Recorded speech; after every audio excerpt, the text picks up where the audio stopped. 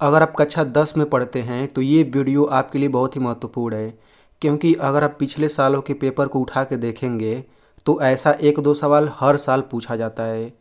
तो इस बार भी आपके पेपर में ऐसा सवाल पूछा जा सकता है, संभावना बहुत ही ज़्यादा है। तो देखिए, ये जो दोनों सवाल है, ये दोनों सवाल इसी साल जो कक्षा 10 वाले बच्चों का पेपर हुआ है उसी में ये दोनों सवाल पूछा गया था। ठीक है। और ये वाला सवाल देखिए 2 नंबर का पूछा गया था, ये वाला सवाल 4 नंबर का। और मैं आपको बता दूं कि निर्देशांक ज्यामिति में एक सूत्र होता है, विभाजन सूत्र। उसी एक ही सूत्र से ये दोनों सवाल लग जाएगा। इस पहले सवाल में देखिए, आपको यहाँ पर अनुपात दे दिया गया है और आपसे निर्देशांक पूछा गया है। ठीक है। इस दूसरे सवाल में देखिए, आपको अनुपात नहीं दिया गया है, आपको अनुपात पूछा गया है। तो आपको ये दोनों समझना है, अच्छे से समझना है। ठीक है। तो मैं यहाँ पे आपको बता दूँ कि इन दोनों सवालों को लगाने से पहले हम लोग थोड़ा सा ये जो बिंदु दिया है इसको कैसे खोजते हैं, इसका स्थान कैसे निकालते हैं, वो जानना ज़रूरी है। ठीक है। तो देखिए, ये हो गया आपका कार्तीय तल। और निर्देशांक ज्यामिति में जितना भी हम अध्ययन करते हैं इसी ग्राफ पेपर के जरिए हम लोग अध्ययन करते हैं। भले ही लोग सवाल को डायरेक्ट लगा देते हैं बिना ग्राफ पेपर का इस्तेमाल किए, लेकिन अगर आप सवालों को प्रैक्टिकली समझना चाहते हैं तो आपको ये इस्तेमाल करना आना चाहिए, इसका यूज करना। तो इसमें हम लोग समझेंगे ना। जैसे मान लीजिए यहाँ पर एक बिंदु है, यहाँ पर ये मैंने बिंदु लगा दिया यहाँ पर। अब मैं जानना चाहता हूँ कि इस बिंदु का निर्देशांक बताइए। ठीक है, निर्देशांक। तो निर्देशांक कैसे निकालेंगे? यहाँ से हम लोग एक्स अक्ष पर आएंगे। तो देखिए, यहाँ पे जो लाइन ऐसे ऐसे ऐसे ऐसे दिया है ना, उसी पर हम चल सकते हैं। तो ऐसे चलते चलते हम लोग एक्स अक्ष पर आएंगे। देखिए, इसको एक्स अक्ष बोलते हैं और इसको वाई अक्ष। ठीक है। तो यहाँ से एक्स अक्ष पर आएंगे तो हमें 2 मिलेगा, यानी ये हो जाएगा 2। और यहाँ कामा लगा देते हैं। और यहाँ से अब हम वाई अक्ष पे आएंगे तो यहाँ पे 4 मिलेगा, तो यहाँ पे ये हो जाएगा 4। ठीक है।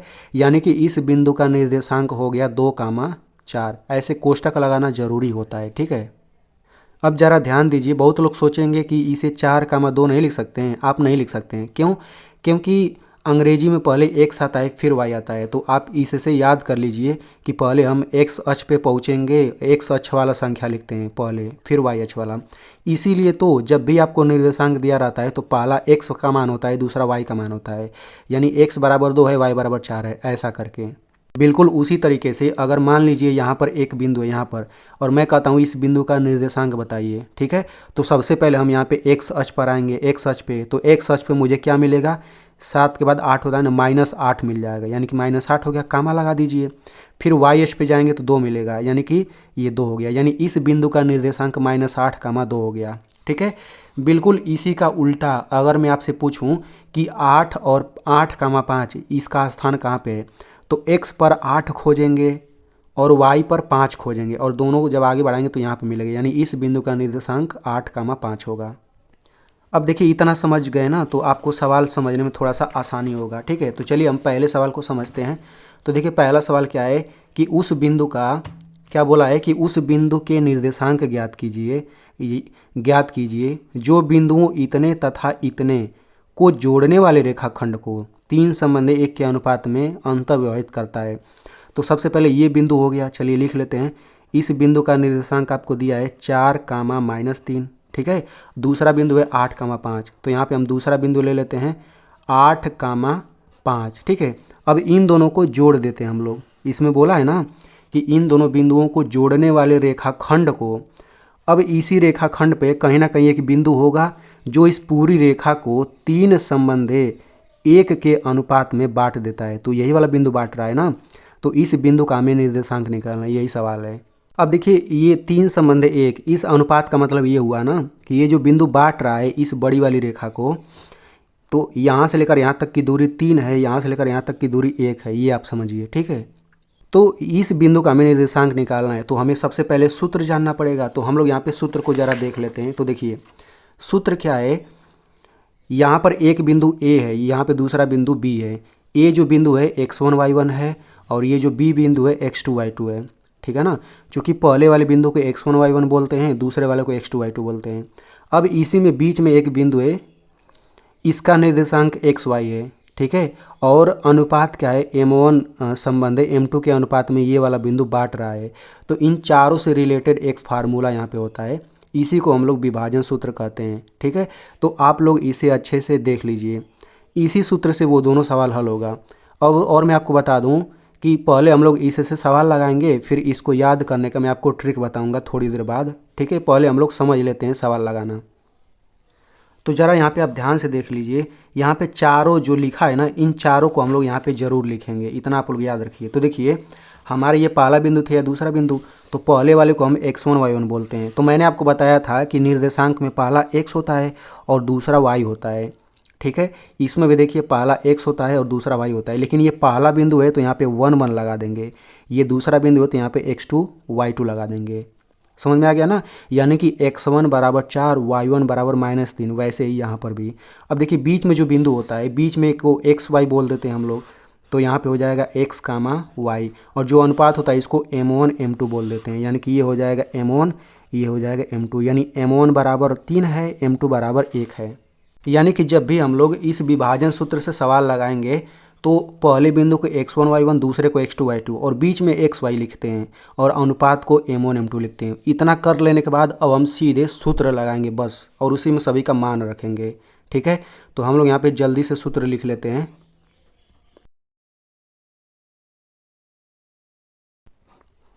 तो देखिए ये मैंने सूत्र लिख लिया, ठीक है। तो इस सूत्र में हम सभी का मान रख देते हैं, ठीक है। तो देखिए x, y, तो ये तो इसका मान कुछ नहीं रख पाएंगे, तो यहाँ पे वैसे ही लिखेंगे x, y बराबर, यहाँ बड़ा कोष्टक लगाएंगे। बहुत लोग क्या करते हैं, ये बिंदु लिखते समय ये कोष्टक हटा देते हैं, जो कि लिखने का गलत तरीका है। आप कोष्टक जरूर लगाएंगे यहाँ पर भी, जब भी आप निर्देशांक लिखेंगे तो कोष्टक जरूर रहेगा, ठीक है ना। इसी में मान रख देते हैं। तो ये m1, बीच में देखिए कुछ नहीं तो गुणा है, यहाँ पर भी बीच में गुणा माना जाएगा हर जगह। तो m1 बराबर क्या है, 3 है, तो हम यहाँ 3 लिख देते हैं। फिर गुणा x2 बराबर क्या है, x2 बराबर 8 है, तो यहाँ 8 हो जाएगा। बीच में प्लस है तो प्लस लिख दीजिए। m2 बराबर क्या है, 1। फिर गुणा x1 क्या है, 4 है, तो 4 लिख लेते हैं। फिर बटा m1 प्लस m2, यानी कि m1 प्लस m2 3 प्लस 1, यहाँ पे कामा लगा दीजिए, ठीक है। फिर वैसे यहाँ पे रख दीजिए मान, तो ये हो जाएगा m1 3 हो जाएगा। फिर गुणा y2 क्या है भाई, 5 है, तो यहाँ पे ये हो जाएगा 5। फिर प्लस m2 1 हो जाएगा, गुणे y1 -3 हो जाएगा, तो माइनस वाले को छोटे कोष्टक में कर लेंगे। फिर बटा m1 प्लस m2, यानी कि 3 प्लस 1। इसी को हम लोग आगे थोड़ा सा हल करते हैं, ठीक है। तो ये हो जाएगा x, y बराबर, यहाँ पर कोष्टक लगा देते हैं, ठीक है। अब यहाँ पे ज़रा ध्यान दीजिए, ये जो कामा लगा है इसको हम लोग अलग से नीचे हल करते आएंगे, इसको अलग से, ठीक है। ये दोनों अलग अलग हल होगा।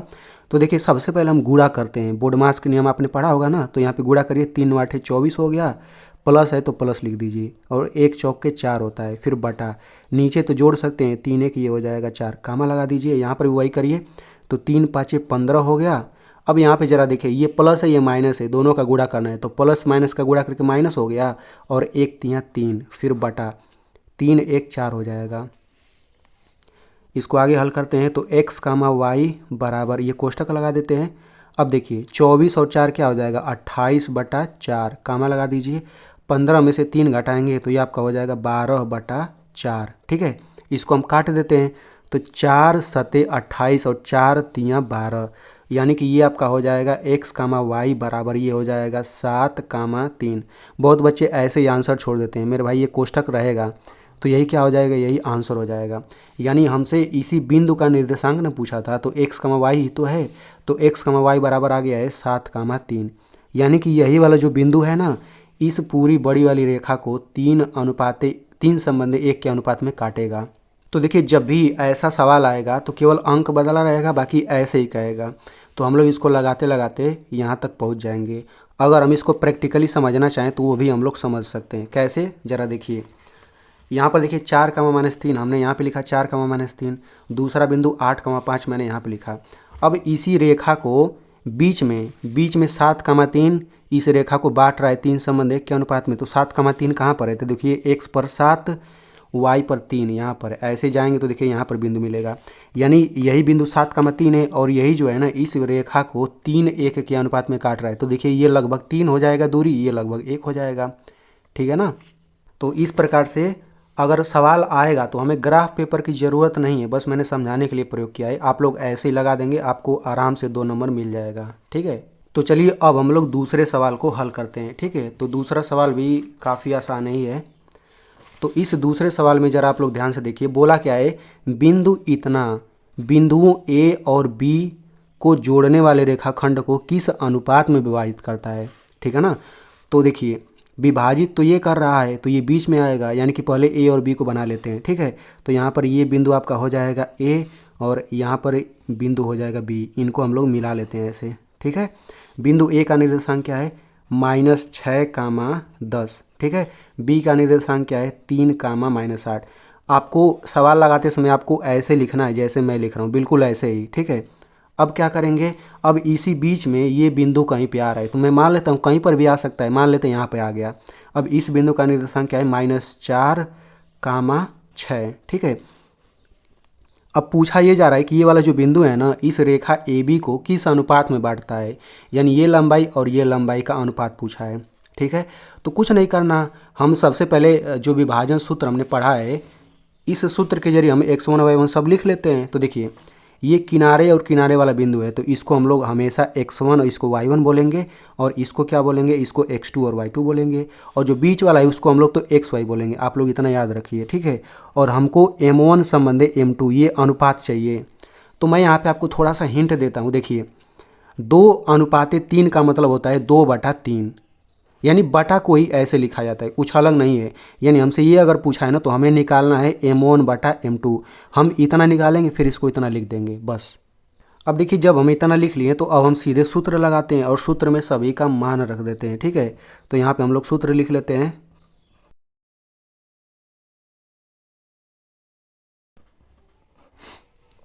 तो देखिए ये मैंने सूत्र रख दिया। अब इसी सूत्र में हम लोग सभी का मान रख देते हैं। ठीक है, तो चलिए मान रखिए। तो x बराबर क्या है, -4 है, तो ये हो जाएगा -4, y क्या है, 6 है, तो ये 6 हो गया। फिर बराबर यहाँ कोष्टक लगा देते हैं। m1 की जगह कुछ नहीं रख पाएंगे, गुणा x2 क्या है भाई, 3 है, तो यहाँ पे हो जाएगा 3। फिर प्लस ये हो जाएगा m2 इंटू x1 क्या है, -6, तो इसको भाई हम कोष्टक में लिख देंगे, माइनस में है तो। फिर बटा m1 प्लस m2 ये हो गया। यहाँ पे कामा लगा देते हैं, m1 तो m1 गुणा y2 क्या है भाई, y2 -8 है। फिर प्लस ये हो जाएगा m2 इंटू y1 क्या है भाई, 10 है, तो ये हो जाएगा 10 पूरे का बटा m1 प्लस m2। ठीक है ना, इसको थोड़ा सा आगे हल करते हैं, तो इसको जैसा कि तैसा लिखिए, -4, 6 बराबर ये कोष्टक लगा देते हैं। m1 और 3 का गुणा करेंगे तो ये हो जाएगा 3m1। यहाँ पर देखिए प्लस और माइनस का गुणा करके माइनस होता है, और ये हो जाएगा 6m2 बटा में नीचे हो जाएगा m1 प्लस m2। ठीक है ना, यहाँ कामा लगा देते हैं, इसको हल करेंगे तो यहाँ पे देखिए प्लस कुछ नहीं तो प्लस है, प्लस माइनस ये हो जाएगा -8m1 और ये हो जाएगा +10m2 पूरे का बटा हो जाएगा m1 प्लस m2। ठीक है ना। अब देखिए ये इसके बाद हल नहीं होगा। अब ज़रा ध्यान दीजिए, ये भी बिंदु है यानी निर्देशांक है, ये भी निर्देशांक है, तो दोनों जब निर्देशांक बराबर होता है ना, तो ये कामा के इधर वाला जो -4 लिखा है और कामा के इधर वाला है, ये और ये हम बराबर लिख सकते हैं।